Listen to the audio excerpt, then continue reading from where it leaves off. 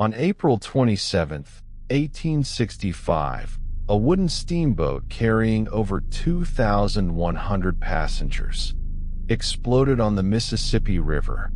1,168 people died. It remains the deadliest maritime disaster in American history. You have never heard of it. This is the Sultana. April 1865. The Civil War had just ended. Union prisoners of war, emaciated, sick, desperate to go home, were being released from Confederate camps in Alabama and Georgia. The Union government offered free passage north for any soldier who could reach Vicksburg, Mississippi. The Sultana was a luxury sidewheel steamboat, one of the finest on the river. Built in 1863, she was 260 feet long, with ornate cabins, a grand saloon, and a reputation for speed. She was also certified to carry 376 passengers. On April 24, 1865, she would leave Vicksburg with over 2,100 people on board. The disaster began, as so many do, with a bribe. Colonel Hatch, a Union officer in charge of prisoner transport, was offered a kickback by Captain James Cass Mason, the Sultana's owner, if he would steer the soldiers to his boat instead of competitors. Hatch agreed. But there was a problem. One of the Sultana's boilers had developed a bulge, a dangerous deformation from repeated heating and cooling. A proper repair would have taken days. Mason didn't have days. He had a boat full of soldiers and a competitor arriving the next morning. So Mason ordered a patch job. A local mechanic hammered a metal plate over the bulge. It was, by every standard of the era, a death sentence. At 9 p.m. on April 24th, the Sultana cast off from Vicksburg with 2,127 passengers. She was carrying 6 times her legal capacity. For 2 days, she steamed north against a flooded Mississippi. The boilers strained. The patch held, barely. On the night of April 26th, she docked at Memphis to take on more coal and a herd of livestock. The passengers, crammed on every deck, slept where they stood. At 1 a.m. on April 27th, the Sultana cast off again. The river was running, high and fast. The current pushed against her. The boilers, already at their limit, had to work harder. At 2 a.m., 7 miles north of Memphis, the patched boiler exploded. The blast tore through the center of the boat. The upper decks collapsed.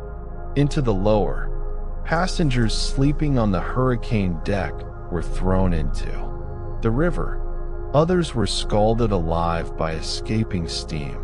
The Sultana, now a burning wreck, drifted downstream. Those who jumped into the Mississippi faced a new horror.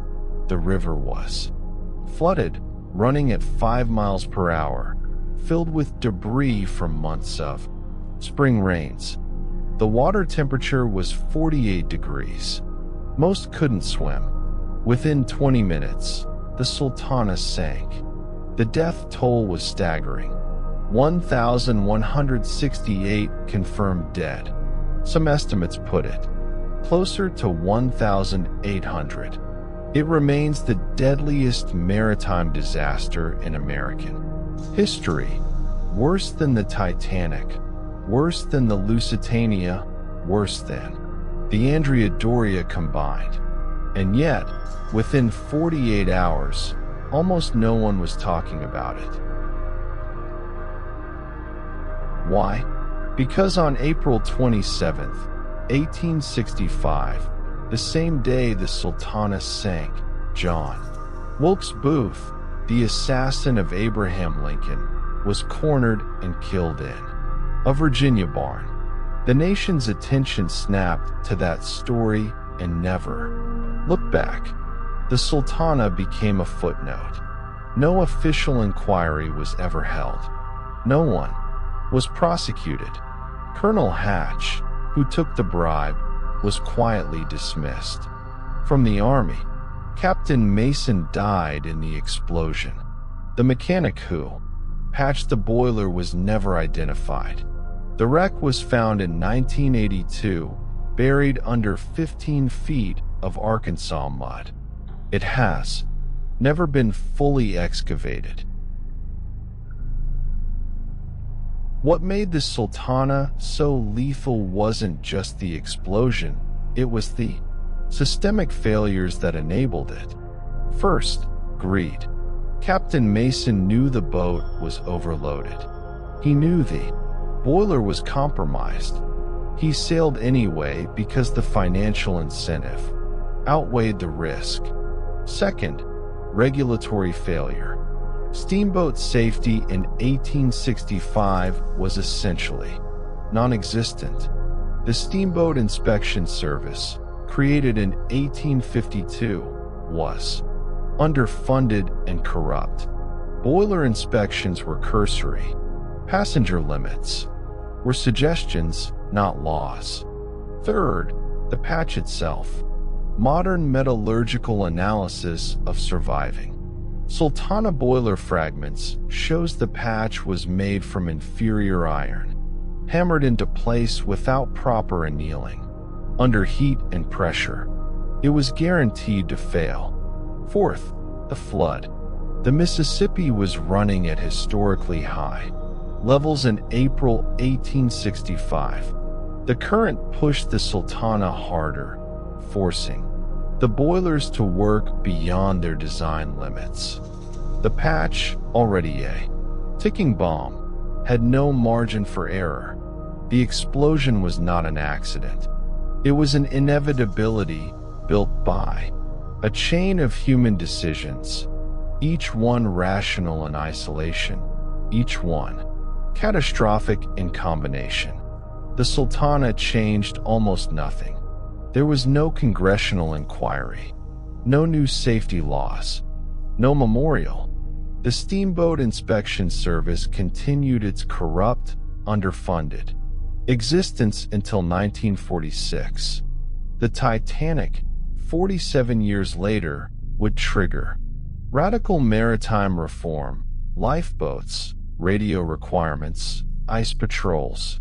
The Sultana triggered nothing. But the Sultana does have one legacy.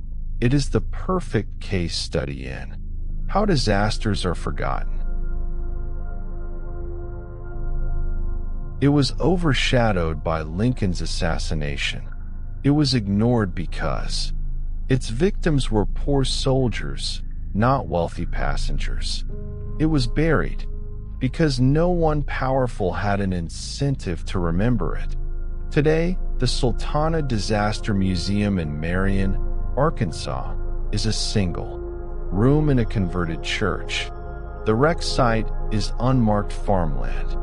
The 1,168 dead have no national memorial. They have the story, and now you know it. Some disasters are remembered. Others are buried by time. This is the story of the Sultana, America's deadliest maritime tragedy, and it's most forgotten.